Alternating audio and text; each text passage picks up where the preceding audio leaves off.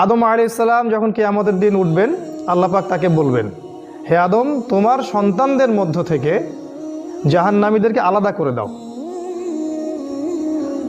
আদম আলাইহিস সালাম বলবেন, হে আল্লাহ, কতজনকে আলাদা করে দিব? আল্লাহ রাব্বুল আলামিন বলবেন, 1999 জনকে জাহান্নামের জন্য আলাদা।